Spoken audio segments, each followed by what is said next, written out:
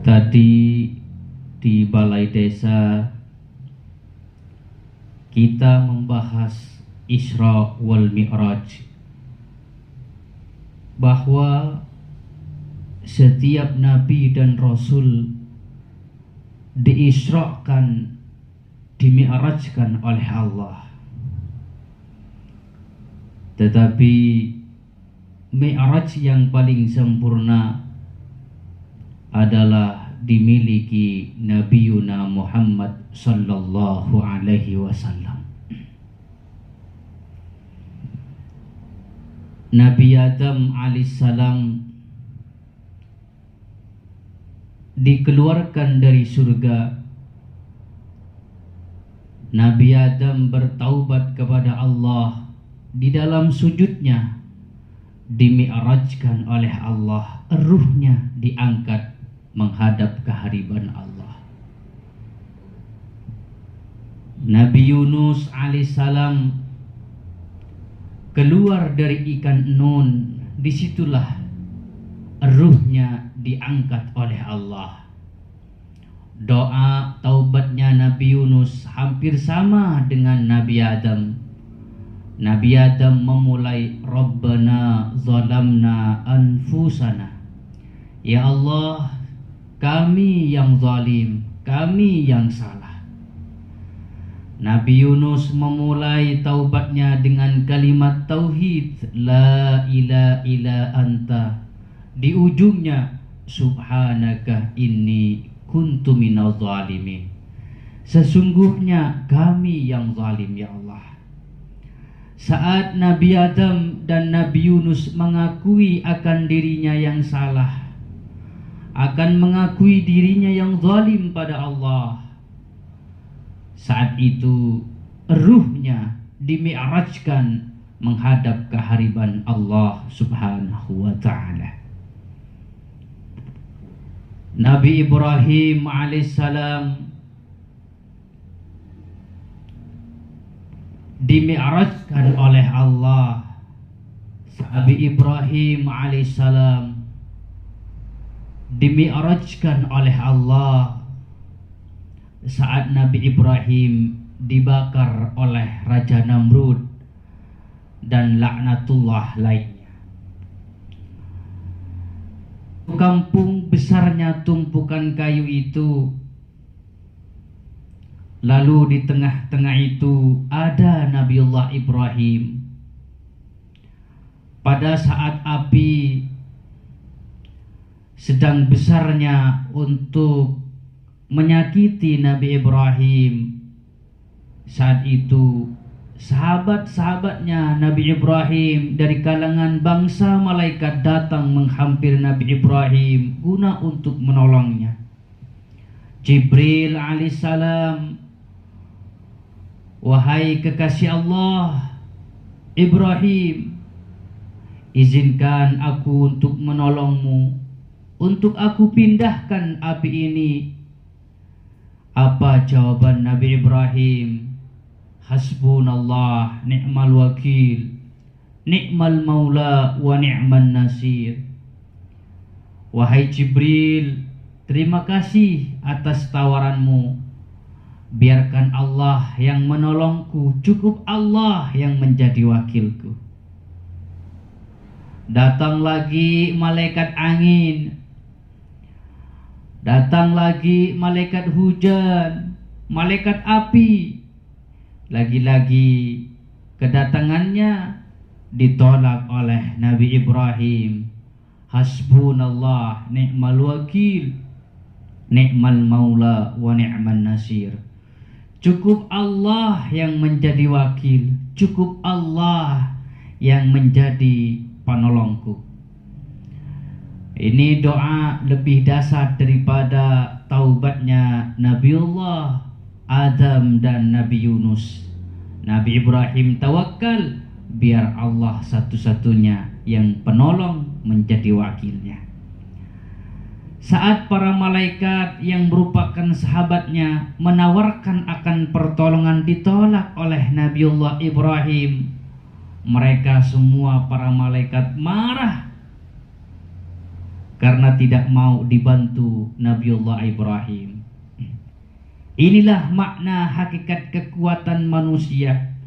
Walaupun dirinya lemah, tapi ruhnya ketika sudah mengenal Allah, pasrah sepenuhnya. Hanya Allah yang ada di dalam hatinya. Hanya Allah tujuannya untuk menjadi penolong dirinya. Maka pantas Allah menjadikan manusia sebagai khalifah di muka bumi ini. Pantas juga Allah memilih manusia sebagai nabi. Coba bayangkan jemaah sekalian rahimakumullah. Andai kata malaikat Jibril alaihissalam yang menjadi nabi dibakar, dicoba seperti itu, dibakar balik. Subuh umpama kesiangan, rumahnya dibakar. Jibril jadi nabi berkuasa. Tapi alhamdulillah, yang menjadi nabi adalah manusia, yaitu Nabiullah Ibrahim alaihissalam. Saat semua pertolongan para malaikat ditolak oleh Nabiullah Ibrahim, maka pada saat itu ruhnya Nabiullah Ibrahim naik ke atas, hingga Allah berfirman kepada api, ya narukuni bardan wa salaman ala Ibrahim. Wahai api, jadilah kamu dingin, jadilah kamu sejuk untuk keselamatan kepada Nabi Ibrahim. Hadirin para tamu Allah yang berbahagia, inilah pertama kali sejarah Al-Quran mencatat bahwa Allah memerintahkan api bukan tujuannya untuk membakar, memanaskan sesuatu, tapi api diperintahkan oleh Allah untuk menjadi sejuk, untuk menjadi dingin. Baru kita tahu bahwa listrik mengandung api di dalamnya. Tapi Allah mengilhamkan kepada hambanya listrik yang ada kandungan api menjadi ASI ketika dikelola oleh seorang hamba, menjadi sejuk dan dingin. Disitulah terjadi pada Nabiullah Ibrahim kobaran api yang sangat besar menjadi dingin dan sejuk, hingga Nabiullah Ibrahim tidak terbakar satu rambut pun. Saat itu ruhnya naik menghadap kehadiran Allah subhanahu wa ta'ala.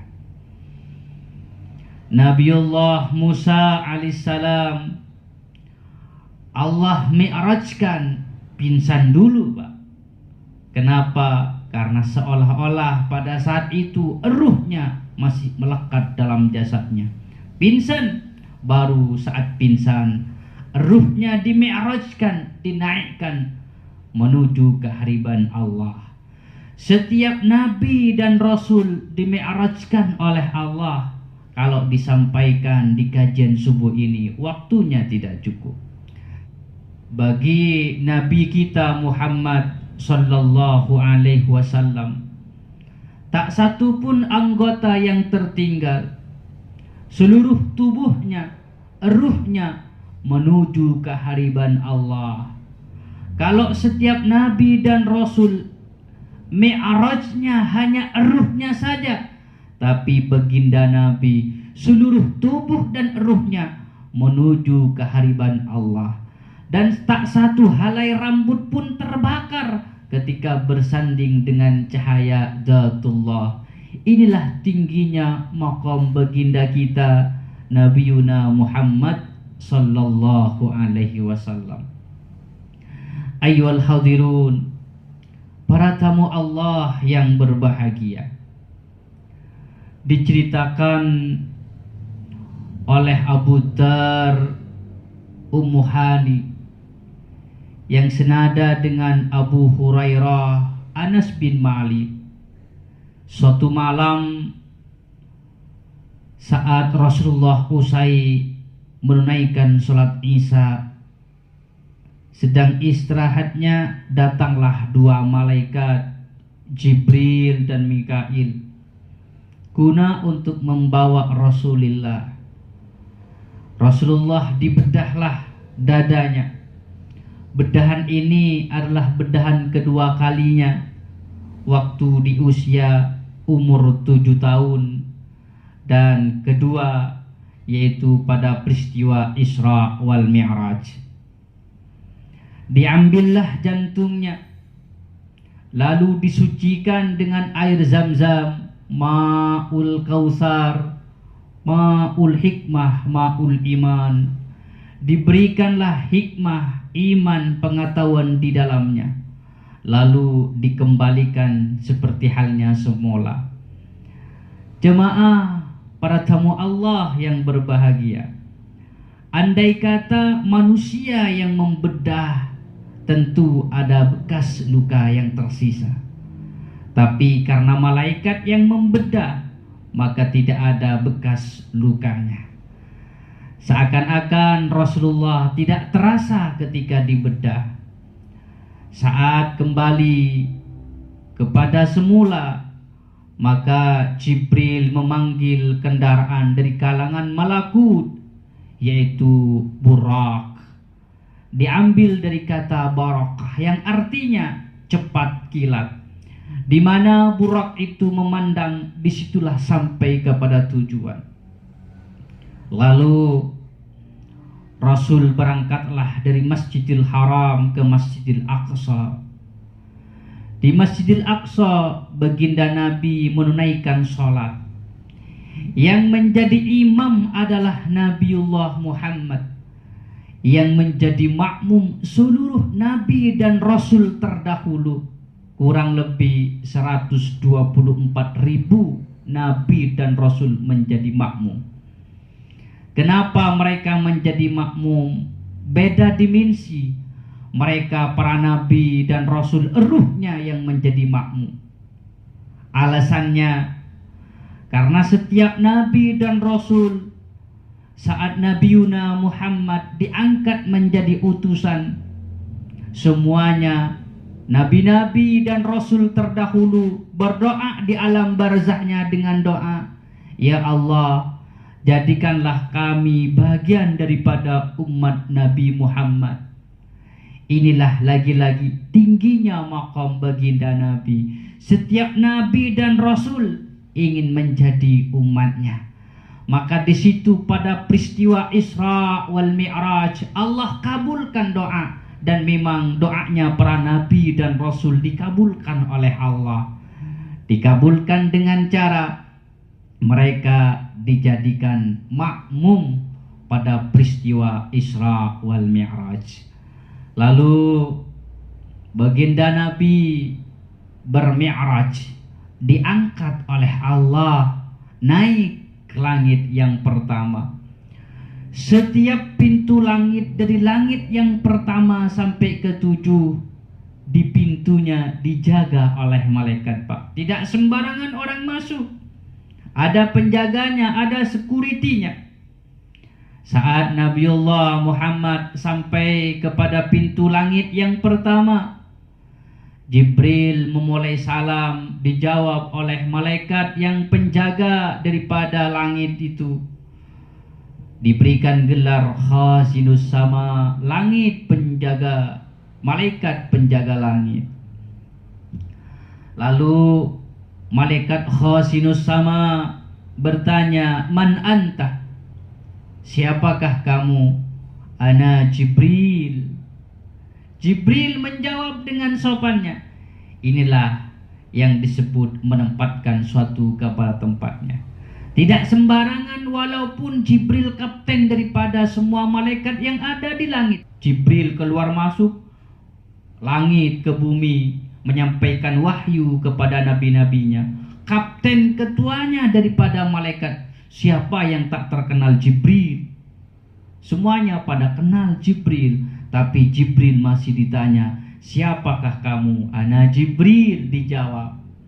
Maka jemaah sekalian, jangan mentang-mentang kalau keluarga kita diangkat sebagai jabatan di istana umpama, saudaranya keluar masuk ke istana, tidak boleh.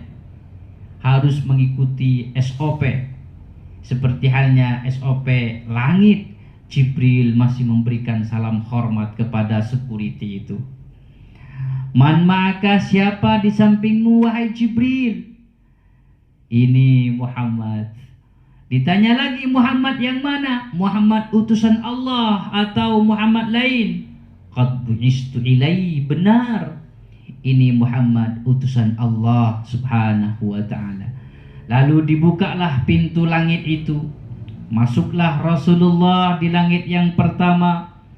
Rasul berjumpa dengan orang tua, yang ketika Rasulullah perhatikan orang tua itu, saat dia melihat ke kanan, dia senyum, gembira, bahagia. Saat dia melihat ke kiri, sedih, menangis. Hampir Rasulullah menyaksikan tidak tega akan tangisan itu. Rasul bertanya, Jibril, siapakah orang tua itu Jibril? Oh, dia Nabiullah Adam alaihissalam. Lalu Rasulullah memberikan salam dan memeluknya. Dan malaikat dan Nabi Adam alaihissalam memberikan salam kepada Rasulullah, memberikan syafaat kepada Rasulullah dengan kalimat marhaban bi ibni saleh wa nabi saleh. Selamat datang wahai keturunanku yang soleh dan nabi yang soleh. Dua selamat, dua syafaat diberikan kepada Nabiullah Muhammad. Lalu Rasulullah bertanya kepada Nabiullah Adam, wahai ayahandaku, saat aku memperhatikanmu, engkau menangis saat melihat ke kiri. Ketika engkau menoleh ke kanan, engkau gembira bahagia. Ada apa wahai ayahandaku? Nabiullah Adam alaihissalam menjawab, wahai nabiku yang soleh, keturunanku yang soleh, saat aku melihat ke kiri, aku menyaksikan dan melihat keturunanku disiksa oleh Allah di api neraka karena faktor hidup penuh dengan kemaksiatan. Saat aku melihat ke kanan, aku senyum karena aku menyaksikan melihat keturunanku diberikan kenikmatan oleh Allah di surganya. Ayyuhal hadirun, para tamu Allah yang berbahagia. Kalau kita mau sedih orang tua kita, mau menangis terus-menerus, mari kita lakukan kemaksiatan sesuka hati kita di dunia ini. Tetapi ketika kita punya hati nurani, punya akal untuk berpikir, buatlah bahagia, buatlah tersenyum, ketawa. Leluhur kita, ayahanda kita Adam alaihissalam, karena kita bagian daripada turunannya. Hadirin rahimakumullah, Rasul melanjutkan naik di langit yang kedua. Baginda Nabi berjumpa dengan Nabi Yahya dan Nabi Isa. Keduanya memberikan salam kepada Nabi, marhaban binabiyyi saleh wa akhi saleh. Selamat datang wahai nabiku yang saleh dan saudaraku yang saleh. Lanjut Nabi naik ke langit yang ketiga.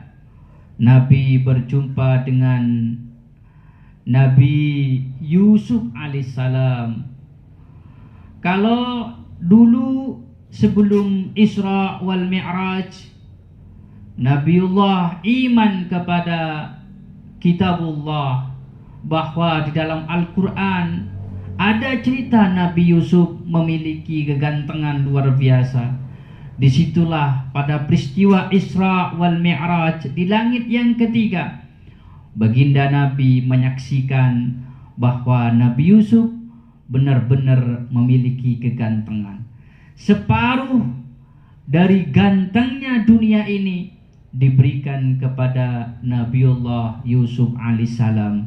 Lalu Nabi Yusuf memberikan separuhnya lagi kepada baginda Nabi kita Muhammad sallallahu alaihi wasallam. Naik lagi Rasulullah di langit yang keempat. Rasulullah berjumpa dengan Nabi Idris, Nabi yang pertama kali memperkenalkan tulisan, Nabi yang pertama kali memperkenalkan kain, baju. Lalu naik lagi Rasul ke langit yang kelima. Rasulullah berjumpa dengan Nabi yang memiliki pekerjaan jubir, yaitu juru bicaranya Nabi Musa, yaitu Nabi Harun, saudaranya Nabi Musa alaihissalam. Naik lagi ke langit yang keenam, baginda Nabi berjumpa dengan Nabi Musa, yang Nabi paling banyak disebut oleh Allah di dalam Al-Quran, sampai kurang lebih 136. Naik lagi baginda Nabi ke langit yang ketujuh.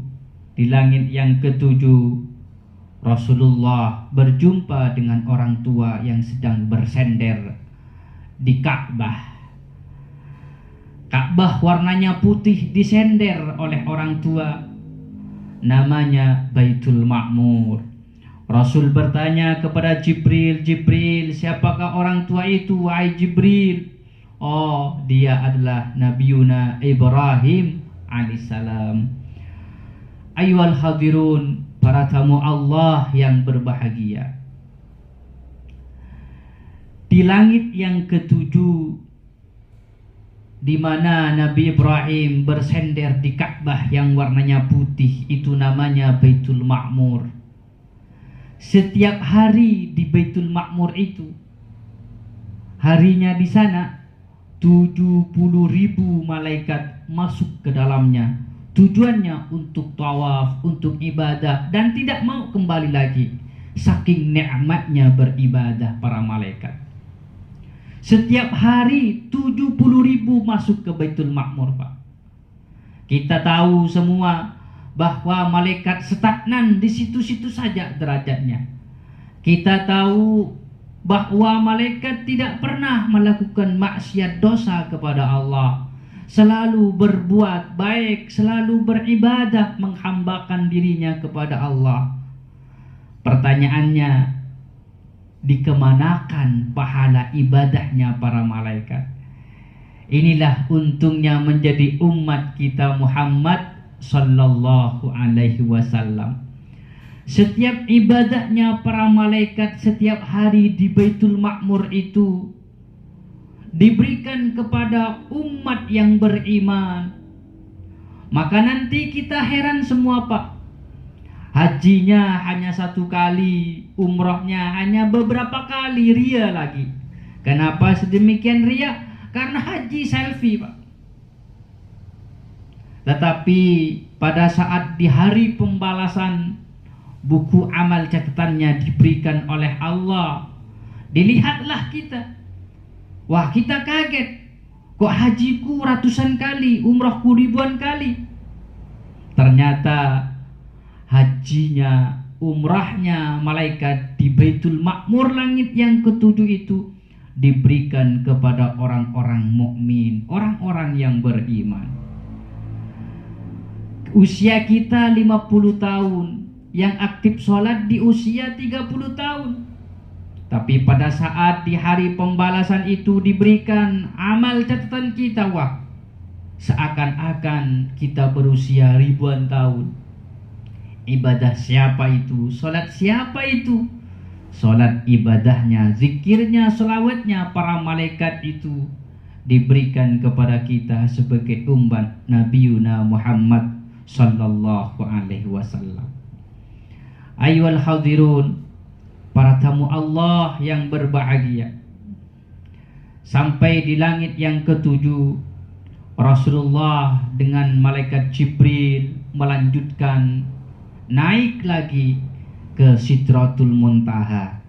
Sidrah artinya pepohonan, muntaha yang memiliki ujungan yang sangat tinggi sekali.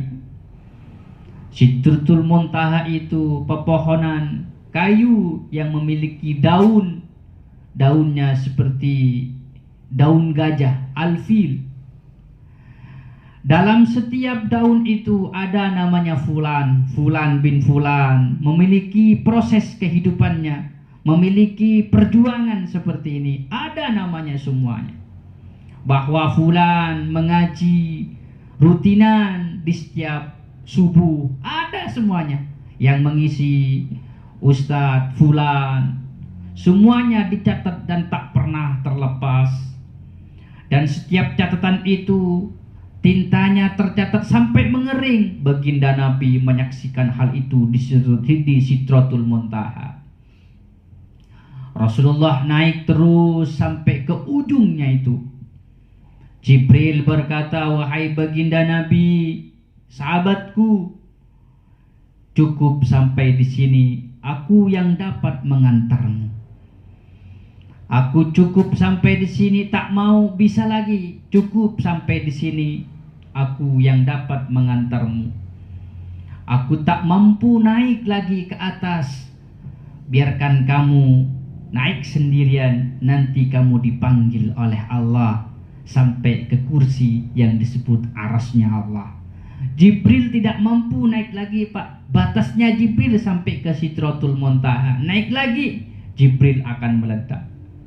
Tapi Nabi Yuna tetap naik ke atas. Ayolah hadirun, para tamu Allah, kata Imam Ibnu Arabi, arasnya Allah itu, kursinya Allah itu berlapis 15 lapis, Pak. Satu lapis besarnya sama dengan langit 7, bumi 7 dikalikan 7, Pak.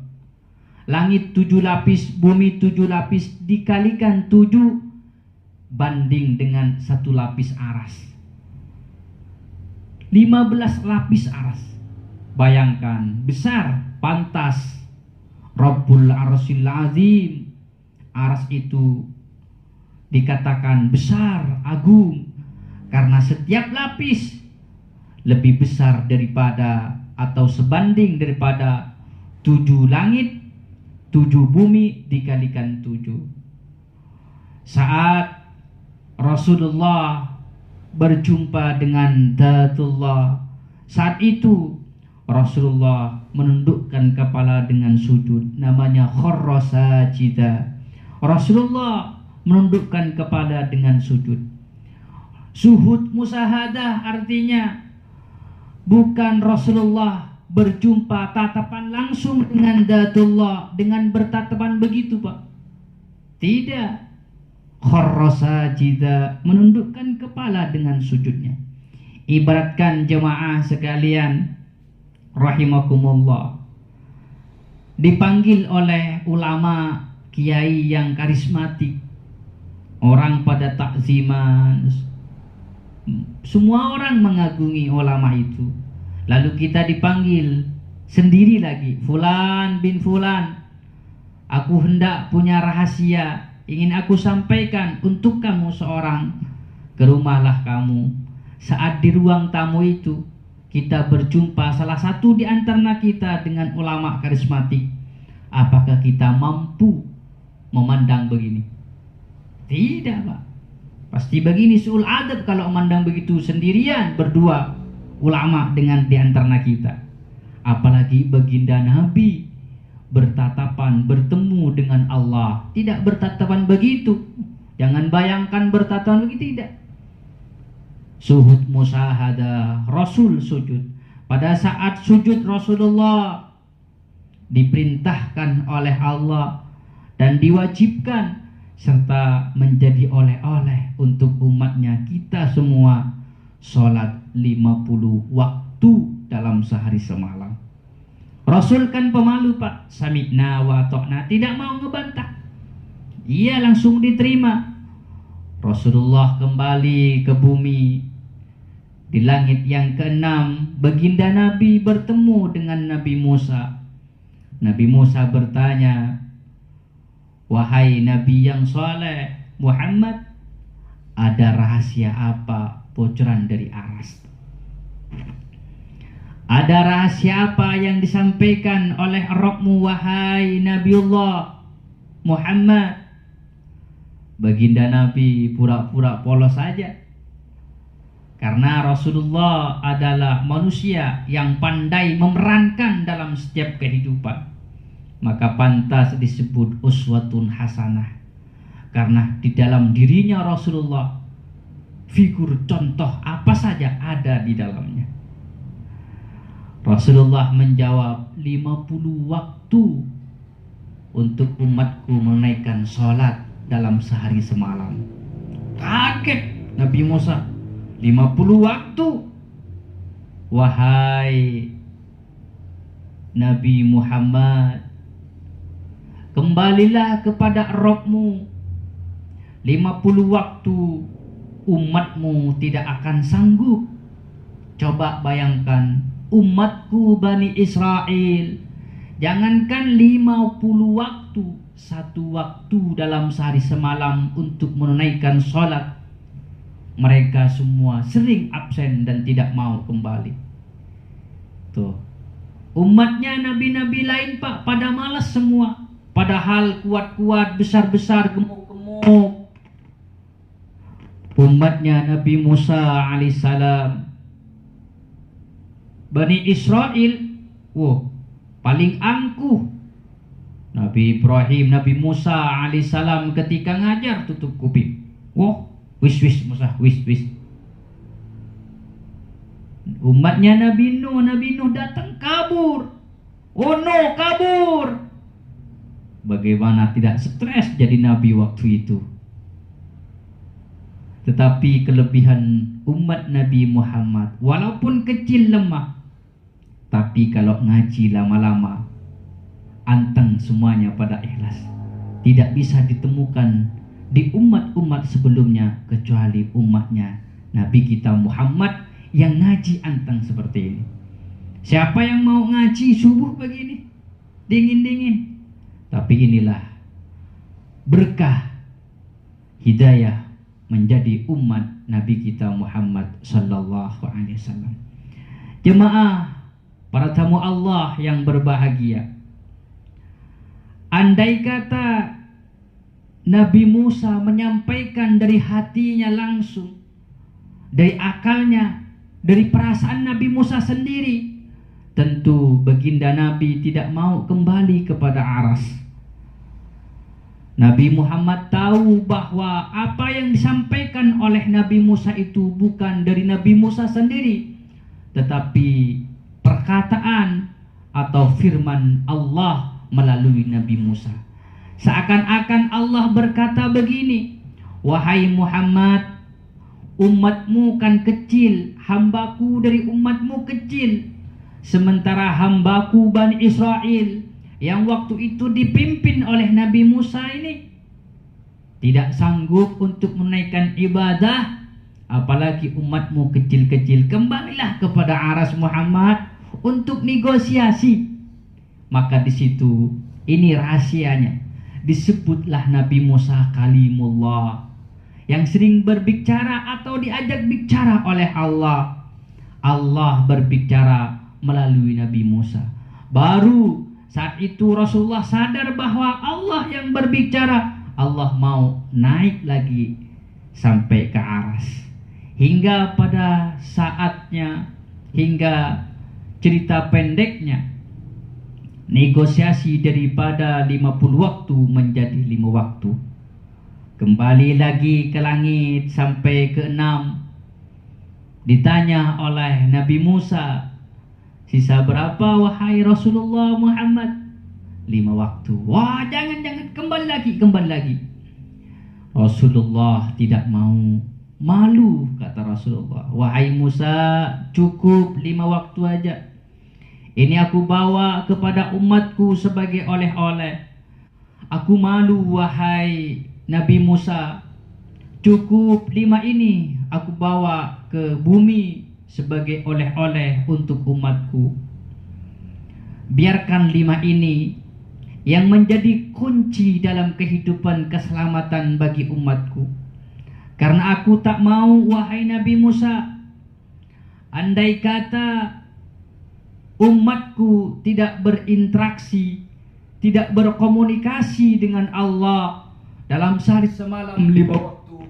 Wahai Nabiullah Musa, Andai kata umatku tidak berinteraksi, berkomunikasi dengan Allah dalam sehari semalam 5 waktu, tentu umatku menjadi umat yang mati hatinya.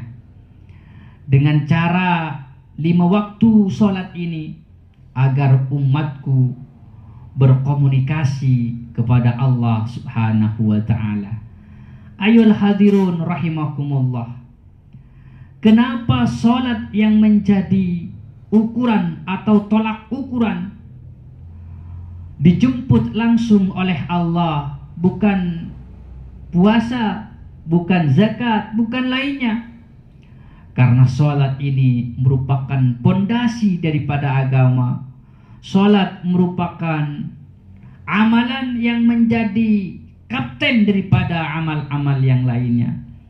Hingga peristiwa Isra wal Mi'raj adalah sholat sebagai oleh-olehnya. Dikatakan as-sholatu mi'rajul mu'minin. Sholat itu adalah mi'rajnya orang mukmin. Jemaah sekalian rahimakumullah, kenapa sholat kita jarang diangkat oleh Allah? Jarang ruhnya kita diangkat oleh Allah. Karena sholat kita hampir rata-rata kita tidak khusyuk pada sholat kepada Allah. Bagaimana caranya agar kita khusyuk menunaikan sholat kepada Allah? Maka guru kita mengatakan, perbaikilah sholatmu dengan cara perbaikilah taharahmu. Memperbaiki wudhu, jangan wudhu lama-lama, tetapi niatkan sebelum kita berwudhu, iktikafkan, datangkanlah perasaan itu seakan-akan air yang untuk mensucikan, air yang masuk ke muka kita, yang membasuhi tangan dan kaki itu, seolah-olah ini air Zam-Zam, air ma'ul hikmah, ma'ul iman. Dan ketika kita bertakbir kepada Allah untuk menunaikan sholat, usahakanlah, datangkanlah prasangka seolah-olah sholat yang kita tunaikan adalah sholat terakhir yang bisa kita kerjakan. Setelah itu datangkan kembali hanya Allah yang maha besar. Saat kita bertakbir, hanya Allah yang maha besar. Kita lemah mengakui akan kesalahan, bahwa diri kita yang zalim, yang salah, yang lemah. Sebelum itu juga satu harus datangkan bahwa kita menunaikan sholat bersama baginda Nabi Muhammad sallallahu alaihi wasallam, yang pada saat itu Rasul menjemput, menjadikan oleh-oleh sholat kepada kita. Mudah-mudahan sholat kita menjadi mi'rajnya ruh kita kepada Allah subhanahu wa ta'ala.